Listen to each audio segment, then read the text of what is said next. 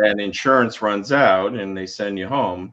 Mm-hmm. I did do some rehab exercising at the acute rehab hospital, but I Mm-hmm. wasn't making much progress. Right. So the insurance runs out. They sent me home early or second week in September Mm-hmm. in a wheelchair.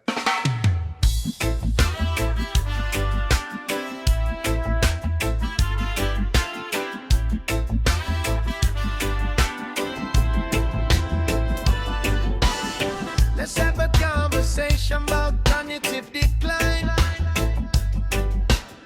Let's have a conversation about physical decline. We're educating masses about the brain and the spine. We're educating people about balance, gait, and decline.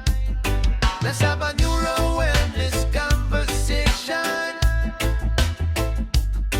Let's have a neuro wellness conversation.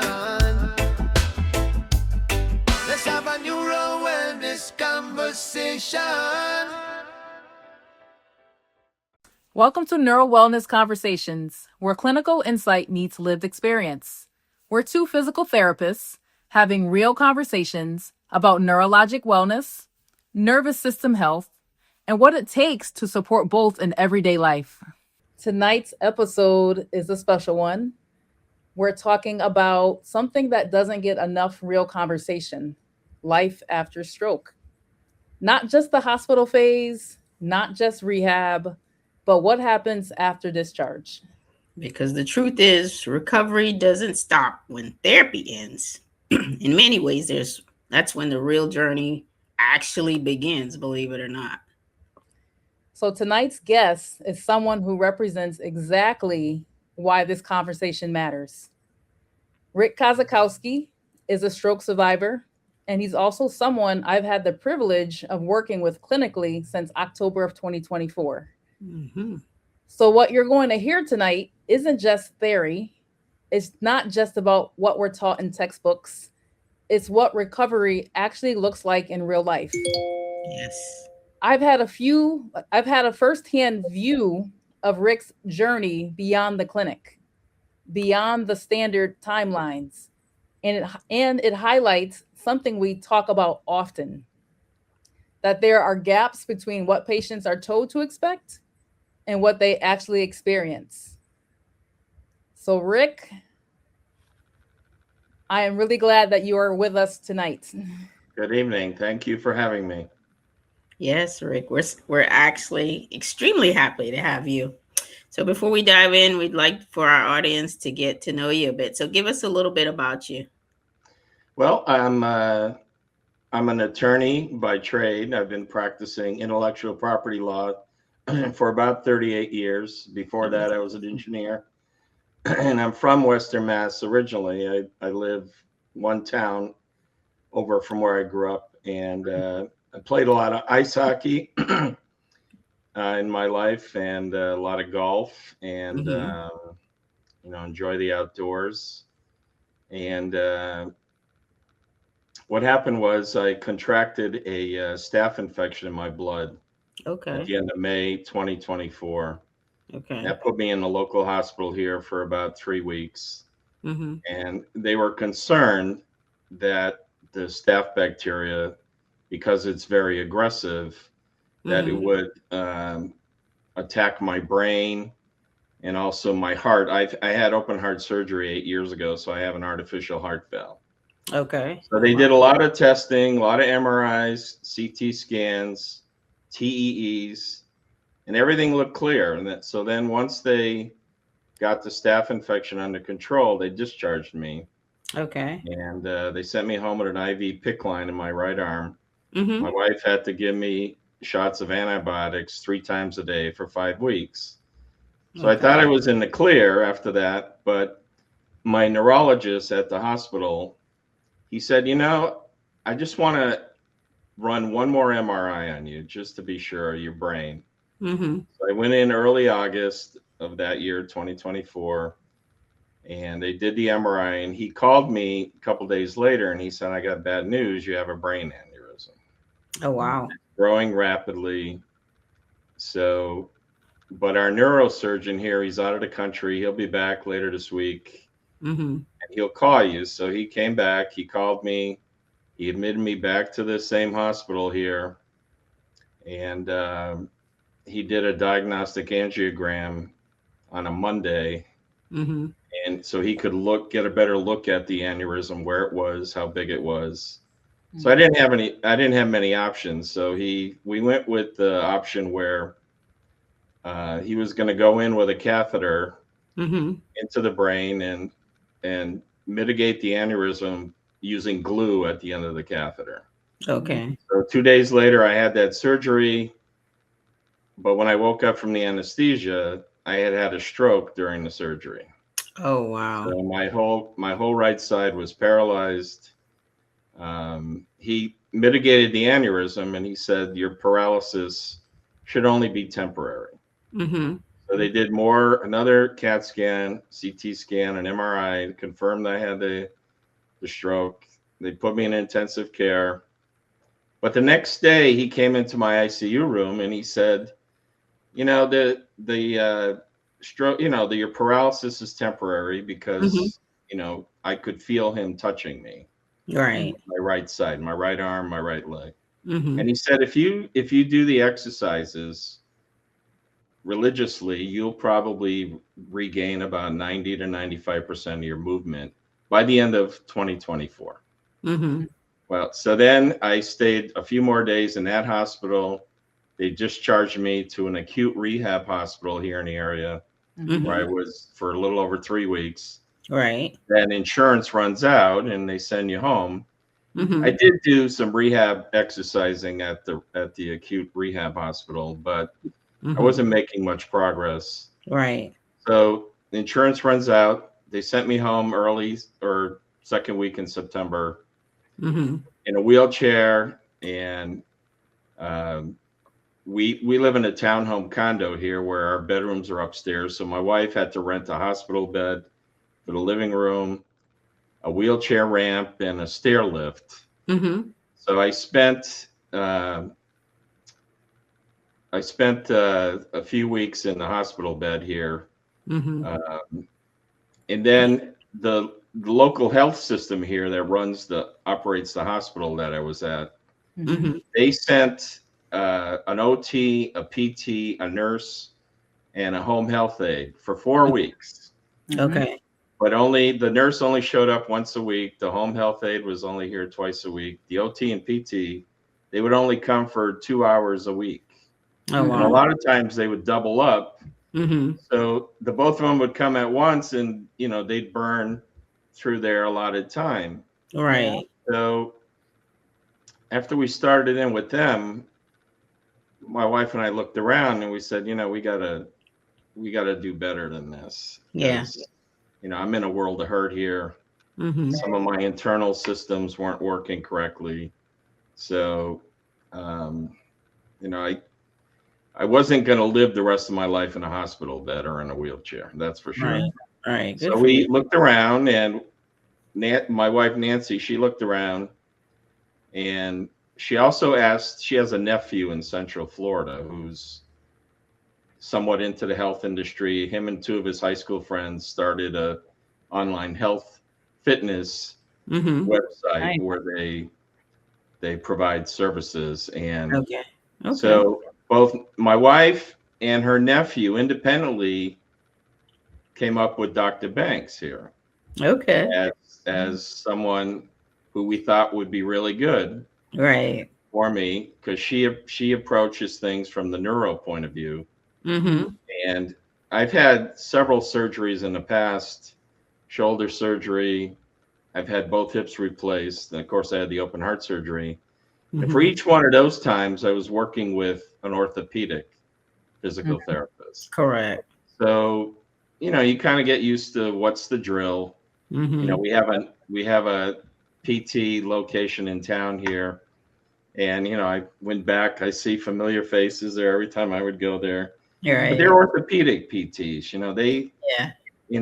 they're running around, they're seeing a whole bunch of patients at the same time. Right. They come back to me, then they go off for 10 minutes, then they come back. And but I knew this was going to be different. You know, Right. this was something I had never experienced before. Okay. This type of injury to my Mm-hmm. brain. And the good news is I was given a number of cognitive tests, vision tests, Mm-hmm.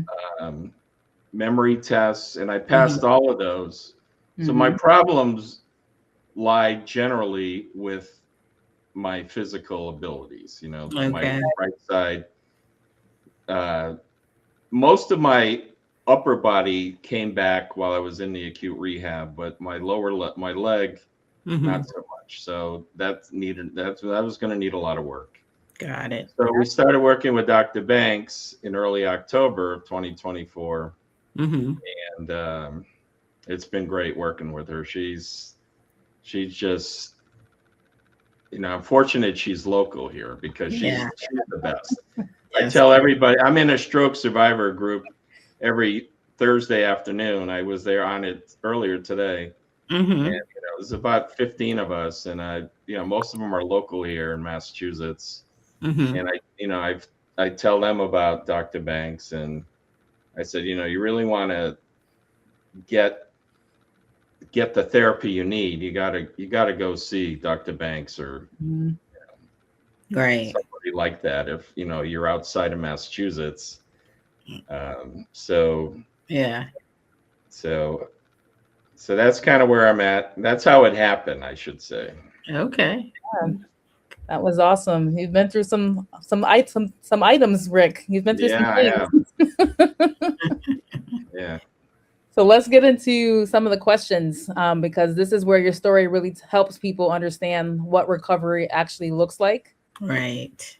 So first question is, when you were discharged from rehab, what did you think recovery was going to look like, and how did that compare to your actual experience? Right. That's a good question. Well, you know, like I said, the neurosurgeon came into my room the day after the stroke, and he said, you know, you have weakness, but if you do the exercises, you should be back 90 to 95%, basically in 4 months by the end of 2024. Okay. So I had, you know, that thought kept filtering through my brain that, you know, this won't be so bad. You know, I can do this. As Dr. Banks will attest, I'm a pretty determined person. And, you know, when I set my mind to doing something, I usually do it. So then when I was at the acute rehab hospital, you know, I didn't really notice a whole lot of progress. And even though I had about 3 hours a day of therapy, it wasn't very rigorous therapy. I mean, it was movement, but it wasn't what I needed to get me over the hump, so to speak. Right. Yeah. So when I came home from the rehab hospital, you know, it was very unusual sleeping in my living room and, you know, going between the bed and the wheelchair using a slide board. You know, obviously we don't have a Hoyer lift here to move me around. So, you know, I didn't really know what to expect. I mean, I had thoughts of the prior surgeries I had and the rehab I had to deal with also going through my mind. So, but it really wasn't until I started working with Dr. Lewis, and she's a very positive person. And, you know, she said, you know, we'll get you there. You know, you got to do the work and you work with me and I'll get you, you know, where you're walking again and, and, you know, living a normal life, so to speak. And so she has. So, so when I got home from the rehab hospital, my thoughts were this was going to be, I guess, fairly easy. It's going to be harder than previous rehabs, but you know, it's still doable. Right. But that wasn't true. Okay. You know, till I started working with Dr. Banks, then it became, okay, I can do this. Yeah. Yeah. So you had a true picture of you felt better about the picture of your recovery, sounds like. Well, yeah. Also, in October, towards the end of October, Mm-hmm. the neurologist had me go for a follow-up MRI of the brain. Then we met in his office 3 days later, Okay. and he said, the MRI we just took 3 days ago showed that the stroke was a lot worse than we originally thought back in August. Wow. So he said, he made a statement that you're probably not going to get your foot back. Mm. So, I mean, that was kind of a vague, broad, general statement. Mm-hmm. But so, trying to understand, well, why did he say that? Mm-hmm. Mm-hmm. Because he said, well, you lost a lot more brain cells than we originally thought. Oh wow. So, so you may not get your foot back. Mm-hmm. But so my wife looked at him and she said, "Oh, he'll walk again. Don't you worry. You don't know him like I know him." So, so now you couple that in October with, well, maybe this is going to be harder than they told me in August. Mm-hmm. I'm really going to have to work harder and longer than I originally thought back in September when they discharged me from the rehab hospital. So, Right. Yeah, this is very important to talk about because the expectation most times is that once you leave rehab, you're on a steady path forward. But Yeah. that reality is recovery can feel very different once you're back in your real environment. Absolutely. true, And yeah. we know from a clinical standpoint that a lot of early rehab focuses more on the function and on the safety, but it's in that controlled environment. But when you're home, then the scenario is a lot more complex because real life now has to be factored in, and those are things that can't always be replicated in therapy. Right. So Rick, what would you say was the hardest part of the recovery once you got home that no one really prepared you for? The hardest part, I think, was a lot of it was mental or emotional. Okay. I had to come to grips with what happened to me Yes. and make a decision that, all right, this happened. You got to accept it. Yes. I'm not happy with what happened. I'm still a bit angry, Yeah. but I've accepted it, and Mhm. I've made the decision to move on. So, that was the emotional aspects of it. Because even today, I still can't do things that I used to before the stroke. Got it. I'm not going to play ice hockey again. Yeah. I'm going to try to play golf, Mhm. at least get out and swing a club Right. if possible. But just trying to get to do the little things. Yeah. Just like walk. The condo complex I live in is there's hardly any traffic, as Dr. Lou or Dr. Banks knows. And her and I go for walks.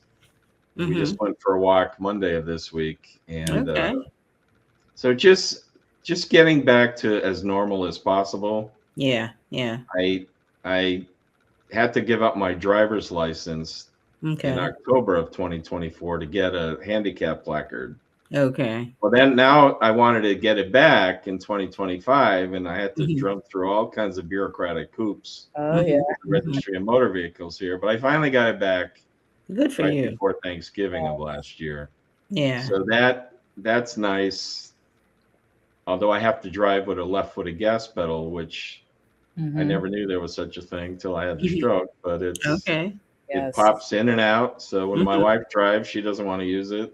But when I drive, we just pop it back in, and I drive. So that gives me a sense of normalcy as well. That That's great. I can go places myself.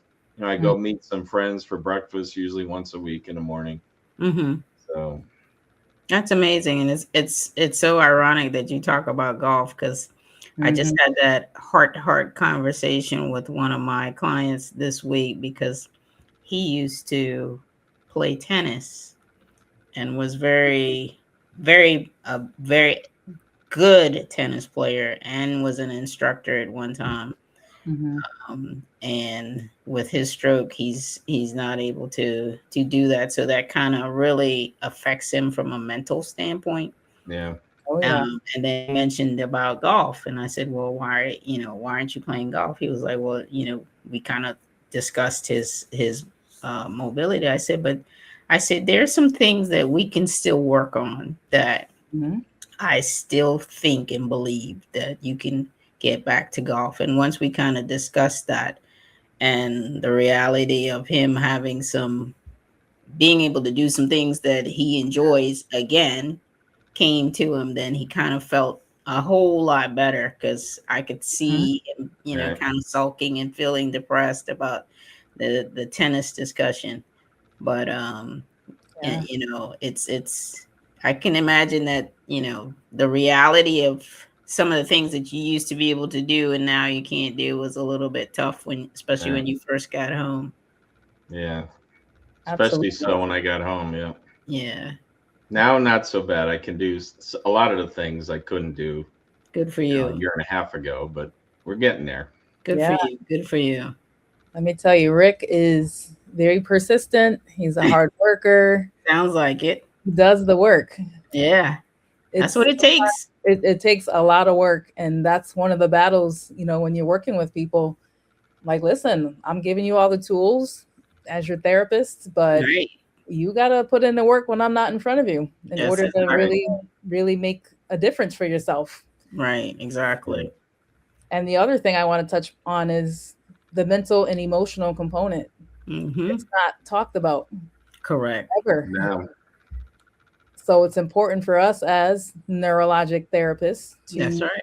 treat you as a whole person, because That's exactly you are right. a whole person. We're not just treating your stroke, we're treating you as a right. person. That's it. Right. So very powerful. Very powerful. Yeah. All right, let's go to the next question. Did you feel like support dropped off after therapy ended? And what did that transition feel like for you? Well, I'm going to assume when you say therapy ended, when the 4 weeks that was provided to me by the local health system here, Mm-hmm. when that ended, um, it was just, it was, I don't know if shocking is the right word, but it was disappointing that, Mm-hmm. is this what I'm going to get for Mm-hmm. rehab, from Mm-hmm. a therapist? Right. And I can't go to an orthopedic therapist. They're not going to help me. Right. And so it was a little shocking, but like I said, we didn't wait the 4 weeks Mm-hmm. until it was over before we sought out Dr. Banks. Okay. It was after I think a week or two, my wife and we looked at each other and said, "This isn't gonna cut it. What are we Right. gonna do now?" So we got to find somebody that knows what they're talking about, knows what they're doing. And Mm-hmm. like I Mm-hmm. said, I'm very lucky. I found Dr. Banks, and I understand she's like the only neuro rehab specialist west of Boston. And that's Right. 90 miles away. There's no way I'm going to the Boston area, Right. Right. Yeah. for therapy. I mean, that's just way too far, especially when I'm in a wheelchair. Yeah. That's not Yeah. good. Exactly. So, plus, we contracted with a home health care company, Mm-hmm. and I've been having this young person come to my home. She still comes 3 days a week, helps Okay. me out, and she's competent, very competent as well. She's caring, competent, and so she helps out quite a bit Okay. as well. So it was good to find her. Right. Because my wife can only do so much. She still works full time. Yeah. She works out of our home here, Right. but she's very busy Yeah. Yeah. herself. So we need that help as well Right. to Absolutely. get stuff done. Absolutely. There's such a gap in the system when it comes to our healthcare system Oh yeah. Yeah. of insurance, and unfortunately there are a lot of strokes out there that Yep. just don't get the care that they deserve. Absolutely. Allow them to get back to, their daily routine. Yeah. Most people just give up. They're like, okay, well, this is where the doctor said I was going to be at. Yes.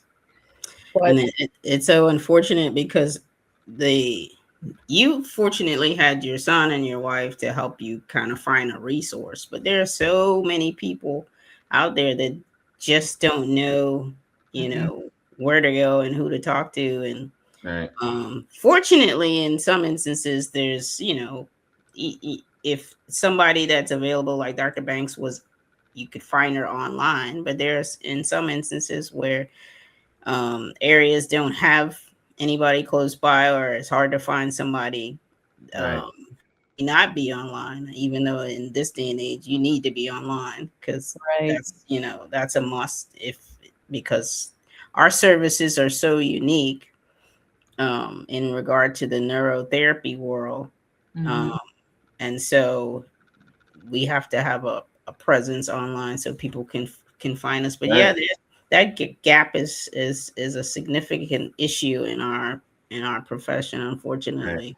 Yes. There's definitely not enough of us doing this Yeah. neural work. I think students get nervous. They do. They do. A lot of them they are fearful of neuro, even though I think once they learn about what we do and see what we do, and Right. thankfully a lot of that is happening because of social media and and YouTube and that kind of thing. So Mhm. that's really helped. But yeah, there's still a lot of room for Oh yeah. for more of us to go into Yeah. the neuro Yeah. side versus, like you were talking about, the orthopedic sports side, because that was what you saw in most, I'm sure, as you mentioned earlier. Right. So beyond the physical side, you kind of touched on a little bit, but what kind of challenges were you experiencing during your recovery from a mental and emotional standpoint, or were you experiencing any? I wasn't experiencing a whole lot. I think it's it's you got to accept what happened to you. Correct. I think that's a big thing. Mm-hmm. And once you do that, you got to stop feeling sorry for yourself. Right. It happened, deal with it. Yeah. And it's easier said than done. But I think I have a pretty good attitude, a positive attitude, and Good for you. I think there was only one time, like the second day after the stroke, when I was in the hospital, where I really felt sorry for myself. Got it. And I even shed a few tears, so then I caught myself and I said, Rick, get it together here. Right. Right. You got a long way ahead of you here. Yeah. This is a tough challenge, Yeah. but you can do it. And Right. my wife is very supportive of me. She helps me, all the time. And That's great. I don't know where I'd be without her. Absolutely. So, Absolutely. It takes a village. It takes a village. And Yeah. so I have many my daughter ways. and her kids close by. They're only 3 miles away from me. And, I have friends around here as well. I'm going to dinner in a week with 2 of my buddies that I used to play ice hockey with. Okay. So, Nice. it's community, Community. Yep. Yep. Which you've maintained Yes. throughout it all. So that's amazing, because that social aspect is so therapeutic Yes, it Right. is. in so many ways. That's great. And that's a key point that you bring out for the listeners, because there are some people that are probably listening to this that don't have that community, don't think about Right. that community. I have a patient actually who has recently had a stroke, and one of the things that he's trying to do is find other stroke survivors, just to kind of get an idea of what he should and could expect. We have a stroke support group in our area, but the unfortunate side about that group is it's more for people that are in inpatient rehab, and not so much for those that have since left rehab and are in outpatient or just in the community in general. So there's a huge need for that kind of support like you talk about, so that others that have experienced Right. a stroke, because there's the phases of it. You know, you quickly went through the phase of, okay, dry your eyes. You know, you got work to do. Right. But there are others that stay in that phase a little bit longer, and so they need a little bit more push into the, okay, let's get to work and stop sulking kind of thing. You know, did you feel like you moved into the phase of, let me get to work quicker because you had a better understanding of what happened and what needed to be done from a medical or health professional perspective? Sound like your doctor was pretty good about kind of telling you what happened and what to expect. Do you feel like that helped you to kind of move along a little bit more? Yes and no. I mean, I haven't talked to that neurosurgeon since the day after my stroke when he came to my ICU room. Okay. The neurologist I've seen, in October of that year, and then I saw him again in April of last year. Okay. I haven't spoken with him. They're busy. They're busy doing their doctor stuff. Yeah. It's really, working with Dr. Banks, Got it. participating in that stroke survivor group, which I've been doing for a little over a year now. Okay. Like I said, you're there with about 15 people who've each have had a stroke. Right. Every stroke is different. Yeah. Unfortunately, I don't have aphasia, but there are people in this group that are having a hard time talking. Yes. Having a hard time moving their limbs. And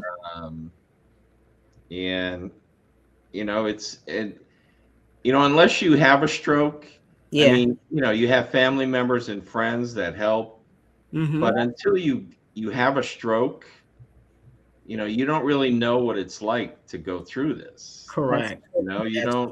You're not walking in our shoes. Correct. That's right. That's right. Yeah. So there's some common ground there. I would encourage your listeners to, if they can get in with a stroke survivor group. Mine is on Zoom every Thursday. Do that. Okay. The only social media platform I'm on is LinkedIn. And I found there are many, many, many resources on LinkedIn. Okay. Other stroke survivors, OTs, PTs, stroke associations, groups all over the world. And a lot of them, some of them, they put on weekly Zoom meetings and stuff. Okay. And they're very informative. I've learned a lot just by looking at their posts on LinkedIn, watching the videos, Okay. and That's just good. reading their posts, and you learn a lot. That's good information. So those listeners that are seeking a group of some sort, you just gotta get out there and put the feelers out. Right, you do. You do. Absolutely. Yeah.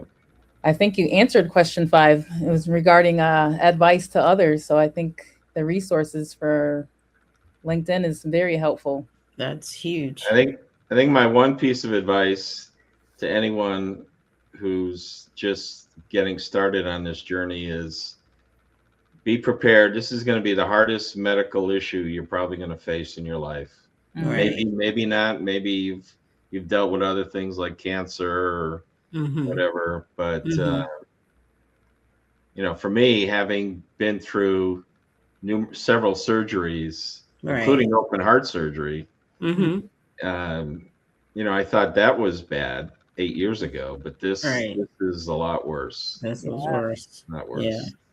So be prepared for the hardest medical experience you're probably going to go through in your life. Great advice. For sure. The audience needed to hear that. They did. Such an important message, because what we're hearing tonight is this: recovery doesn't end when therapy ends. That's right. It changes. That's right. And without the right expectations and support, that transition can feel very, very overwhelming. That's exactly right. But conversations like this help people feel seen, and it helps to better prepare them for what's ahead. Absolutely. Yeah. And that's why we continue to say, brain health and recovery are not short-term processes. That's right. Really Yeah. retraining the brain, it takes a long time. It takes Exactly. work. It takes repetition. Yep. And, they're ongoing and they Ongoing. deserve ongoing support. That's right. Yep. And if you've found this episode helpful, make sure you share it with someone who needs to hear it. Yes. And as always, think clearly, function fully, live well. We'll see you next time. Next time. Thank you. Thank you, Rick. You're Rick. Thank you, Dr. Lewis, Dr. Banks. Thank you very much. Thank you for listening to Neuro Wellness Conversations, where clinical insight meets lived experience. If today's conversation resonated with you, share this episode with someone who could benefit. Be sure to subscribe so you don't miss future conversations on neurologic wellness and nervous system health. Until next time, keep supporting the nervous system that supports you. Let's have a conversation about cognitive decline. Let's have a conversation about physical decline.